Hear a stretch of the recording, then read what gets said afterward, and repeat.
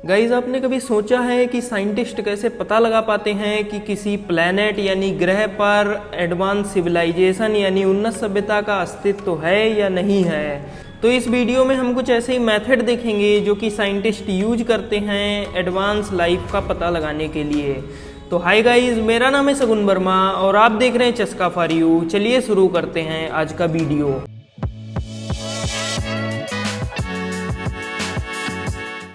तो गाइज, एक बहुत ही बेहतरीन मेथड है जो कि साइंटिस्टों द्वारा यूज किया जाता है और उस मेथड को हम कहते हैं एटमॉस्फेरिक पोल्यूशन का पता लगाना। यानी कि साइंटिस्ट जो है वो किसी भी प्लैनेट की जो है एटमॉस्फेयर में एनालिसिस करते हैं और उसमें देखते हैं कि अगर एटमॉस्फेरिक पोल्यूशन वहाँ प्रेजेंट है तो इसका मतलब वहाँ उस प्लैनेट पर कोई एडवांस सिविलाइजेशन ज़रूर है। क्योंकि भैया ये जो एडवांस सिविलाइजेशन है वो एटमॉस्फेरिक पोल्यूशन में तो ज़रूर ही कंट्रीब्यूशन देगा, इसीलिए जो है साइंटिस्ट इस मेथड का यूज कर पाते हैं। तो गाइज, आप सोच रहे होंगे कि जो साइंटिस्ट हैं वो भैया कौन कौन सी गैसों का पता लगा पाएंगे एटमॉस्फेयर में किसी भी प्लैनेट की, क्योंकि उस प्लैनेट पे तो बहुत ही गैसें हो सकती हैं। तो गाइज, ऐसी कुछ गैसें हैं जो कि अगर एटमॉस्फेयर में प्रेजेंट हों तो वो जो है वहाँ एडवांस सिविलाइजेशन हो सकते हैं। और वो गैसें जो हैं क्योंकि लाइफ प्रोसेस से कभी जनरेट नहीं होती हैं, इसका मतलब है कि वो आर्टिफिशियली जनरेट की गई होंगी।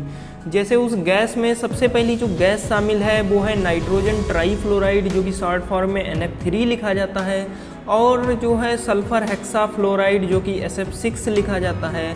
तो ये जो है ये कुछ गैसें हैं जो कि लाइफ की प्रोसेस के जरिए कभी भी जनरेट नहीं होती, यानी कि आर्टिफिशियली ही जनरेट की जाती हैं। तो गाइस, ये जो NF3 गैस है वो ज़्यादा टॉक्सिक है, यानी कि वो ह्यूमन बींग्स के लिए टॉक्सिक है और किसी अदर लाइफ के लिए भी टॉक्सिक है। और साथ ही में भैया वो ग्लोबल वार्मिंग को भी बढ़ाती है। वो लगभग 18,000 गुना ज़्यादा पावरफुल है CO2 की तुलना में, यानी कि उसकी उतनी ही मात्रा जो है CO2 की तुलना में 18,000 गुना ज़्यादा ग्लोबल वार्मिंग बढ़ाएगी। और साथ ही में ये जो गैस है वो काम में ली जाती है जो सिलिकॉन कंपाउंड होते हैं उनसे जो है सिलिकॉन एक्सट्रैक्ट करने में, यानी कि सिलिकॉन कंपाउंड से सिलिकॉन निकालने में भी जो है इस गैस की मदद ली जाती है। और ये जो सिलिकॉन है ये सिलिकॉन यूज किया जाता है कई अलग अलग सेमीकंडक्टर डिवाइसेस में, जैसे आपके सोलर पैनल होते हैं, LEDs होती हैं, ट्रांजिस्टर्स होते हैं, या समझ लीजिए आपका जो स्मार्टफोन में प्रोसेसर है, इन सब चीज़ों में जो है इस सिलिकॉन का यूज होता है। क्योंकि ये एक सेमीकंडक्टर मटेरियल है, इसीलिए जो है ये रिसेंटली ईयर में इसका यूज काफ़ी तेज़ी से बढ़ा है। इसीलिए NF3 का जो अर्थ की एटमॉस्फेयर में कंट्रीब्यूशन है वो भी रिसेंटली जो है बढ़ा है। और गाइज, इसी तरीके से जो है SF6 गैस भी है। SF6 गैस जो है वो नॉन टॉक्सिक होती है, मतलब वो ह्यूमन बींग्स के लिए जो है टॉक्सिक नहीं है, लेकिन वो जो है ग्रीन हाउस इफेक्ट को काफ़ी ज़्यादा तेज़ी से बढ़ाती है। ग्रीन हाउस इफेक्ट क्या होता है कि ये जो सन से जो रेडिएशन आती है, यानी कि जो हीट आती है अर्थ पर, तो वो जो है अर्थ की एटमॉस्फेयर में जो अलग अलग गैसें प्रेजेंट होती हैं, तो वो जो गैसेस हैं वो उस हीट को कर लेती हैं ट्रैप, और जिससे जो है पूरी दुनिया भर में जो है एटमॉस्फेयर का टेम्परेचर राइज हो जाता है। और इसी को जो है हम कहते हैं ग्लोबल वार्मिंग, यानी कि पूरी दुनिया का जो है टेम्परेचर बढ़ जाता है। इसीलिए जो है ये SF6 ये NF3 की तुलना में भी काफ़ी ज़्यादा कंट्रीब्यूशन प्रोवाइड करती है ग्लोबल वार्मिंग में, यानी कि ये काफ़ी डेंजरस ग्रीन हाउस गैस है। और गाइज, ये जो गैस है यानी SF6 जो है ये भी कई जगहों पर यूज होती है। इसे हम मैग्नीशियम के एक्सट्रैक्शन में यूज करते हैं, यानी कि हम जो अर्थ से मैग्नीशियम निकालते हैं तो जो है उसे निकालने पर जो है इस गैस का यूज किया जाता है। और साथ ही में जो है ये गैस जो है काफ़ी हाई वोल्टेज झेल सकती है, यानी कि ये जो है ये गैस ब्रेकडाउन नहीं होगी काफ़ी हाई वोल्टेज में भी।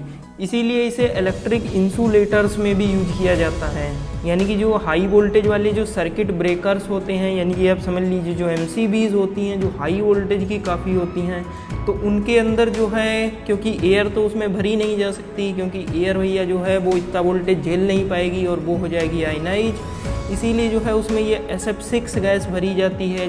और गाइस, अगर हम बात करें तो ये जो फ्लोरीन होता है, ये फ्लोरीन जो है वो एलिमेंट होता है। तो ये जो एलिमेंट है ये लाइफ की केमिस्ट्री से वैसे भी जो है काफ़ी एक्सक्लूडेड है, यानी कि ये काफ़ी बाहर है। ऐसे बहुत कम ही कंपाउंड देखने को मिलते हैं, बहुत ही कम, जो कि लाइफ के द्वारा जो है क्रिएट किए जाते हैं और जिसमें जो है फ्लोरीन होती है। और लेकिन ज़्यादातर ये जो फ्लोरीन वाले कंपाउंड्स हैं वो जो हैं आर्टिफिशियली ही जनरेटेड हैं। इसीलिए अगर किसी प्लैनेट की हमें एटमॉस्फेयर में ऐसी गैसें देखने को मिलती हैं जो कि फ्लोरीन कंटेनिंग हो, जैसे ये हमने बात की NF3 या SF6 की, तो ये उसका साइन है कि वहाँ पे जो है कोई उन्नत सभ्यता का अस्तित्व है। और गाइस आप ये सोच रहे होंगे कि ये जो साइंटिस्ट हैं वो कैसे पता लगा पाएंगे कि किसी एटमॉस्फेयर में जो है ये गैसें प्रेजेंट हैं, यानी फ्लोरीन वाली ये जो गैसें जो NF3 और SF6 हैं वो किसी भी जो है प्लैनेट की एटमॉस्फेयर में प्रेजेंट हैं या नहीं हैं। तो देखिए जो है ये NF3 SF6 या कोई भी जो गैस है उसका एक यूनिक स्पेक्ट्रम फिंगरप्रिंट होता है, यानी कि वो आप समझ लीजिए उसका एक आइडेंटिटी होती है। और जो साइंटिस्ट जो हैं वो वहाँ जो एटमॉस्फेयर से जो रेडिएशन निकल रही है उसकी जो है एनालिसिस करके एक फिंगरप्रिंट बना लेते हैं, और फिर वो जो फिंगरप्रिंट को मैच करके देखा जाता है। अगर वो मैच हो जाते हैं इसका मतलब कि वहाँ जो एटमॉस्फेयर है उसमें ये गैसें प्रेजेंट हैं। तो इस तरीके से जो है साइंटिस्ट पता लगा पाते हैं कि किसी भी प्लैनेट पर जो है एटमॉस्फेयर में फ्लोरीन कंटेनिंग गैसें प्रेजेंट हैं या नहीं हैं। और क्योंकि जो है फ्लोरीन कंटेनिंग गैसें लाइफ की प्रोसेस से कभी भी जनरेट नहीं की जा सकती, इसका मतलब है कि वहाँ कोई एडवांस लाइफ है, और वो हो सकता है कि ह्यूमन से भी ज़्यादा एडवांस हो। तो गाइस इसीलिए इस मेथड को जो है यूज किया जाता है किसी भी एक्सो प्लैनेट पर लाइफ का पता लगाने के लिए। ये जो एक्सो प्लैनेट होता है, एक्सो प्लैनेट कौन से प्लैनेट होते हैं, तो ये जो हमारे सोलर सिस्टम में जो ये 8 प्लैनेट हैं इनको एक्सक्लूड करके कोई भी अदर प्लैनेट जो है वो एक्सो प्लैनेट कहलाता है। यानी कि कोई दूसरे सोलर सिस्टम में या पूरी मिल्की वे में जो गैलेक्सीज हैं उनमें जो सोलर सिस्टम है उनमें से कोई भी प्लैनेट जो है एक्सो प्लैनेट कहलाता है। गाइज इसके अलावा भी जो है साइंटिस्ट कई अलग अलग मेथड यूज करते हैं जिसकी मदद से वो पता लगा पाते हैं कि वहाँ लाइफ का एग्जिस्टेंस है कि नहीं। जैसे एक मेथड ये है कि अगर वहाँ वाटर प्रेजेंट हो किसी प्लैनेट पे तो वो थोड़े साइन देता है कि वहाँ लाइफ प्रेजेंट होगी। और साथ ही में जो है अगर उस प्लैनेट पे अगर कोई जो है मेगा स्ट्रक्चर जैसा कुछ बना है, यानी कि जो है उसके अगर टेलीस्कोप के द्वारा उसका फोटोग्राफ लिया गया है और उसमें जो है मेगा स्ट्रक्चर जैसा दिख रहा है, तो वो हो सकता है कि वहाँ कोई एडवांस सिविलाइजेशन प्रेजेंट हो जिसने जो है उस मेगा स्ट्रक्चर को क्रिएट किया हो। और साथ ही में गाइज रेडियो सिग्नल, यानी कि जो उस प्लैनेट से जो सिग्नल्स आ रहे हैं उन सिग्नल्स की एनालिसिस करने पर भी पता चल सकता है कि वहाँ कोई लाइफ प्रेजेंट है कि नहीं। और गाइज साथ ही में जो है ये प्लैनेटों से जो डेटा कलेक्ट किए जाते हैं, क्योंकि ये डेटा काफ़ी ह्यूज है इसीलिए जो है इसे रखने के लिए भी काफ़ी बड़े डेटाबेस की ज़रूरत पड़ती है।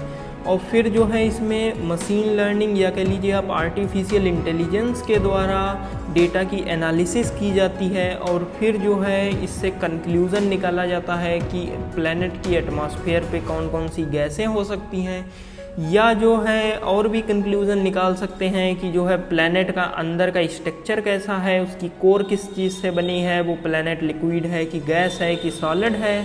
तो ये सब टाइप की जो हैं चीज़ें भी हम बता सकते हैं इस डेटा की एनालिसिस करने के बाद। तो उम्मीद है आप इस वीडियो के माध्यम से समझ पाए होंगे कि जो है साइंटिस्ट कैसे किसी भी प्लैनेट पर एडवांस सिविलाइजेशन का पता लगा पाते हैं। और साथ ही में हमने ये भी जाना कि कौन कौन से मेथड जो हैं वो यूज करते हैं एडवांस सिविलाइजेशन का पता लगाने के लिए।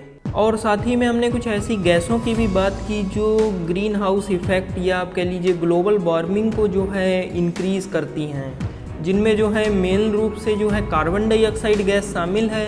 और साथ ही में जो है ये NF3 और SF6 गैस तो जो है काफ़ी ज़्यादा पावरफुल हैं, यानी कि वो काफ़ी तेज़ी से जो है ग्रीन हाउस इफ़ेक्ट को इंक्रीज़ करती हैं, क्योंकि इन गैसों में जो है हीट बहुत ही ईजिली ट्रैप हो जाती है, यानी कि जो है हीट बहुत ही ईजिली जो है वहाँ फंस जाएगी। इसीलिए जो है ये ग्लोबल वार्मिंग को काफ़ी तेज़ी से इफ़ेक्ट करते हैं। इसीलिए ये लगभग 18,000 गुना ज़्यादा पावरफुल हैं ये गैस हैं अगर हम तुलना करें कार्बन डाइऑक्साइड से। और साथ ही में हमने ये भी जाना कि जो फ्लोरीन एलिमेंट है वो जो है समझ लीजिए आप लाइफ की केमिस्ट्री से एकदम एक्सक्लूडेड है, यानी कि बाहर है।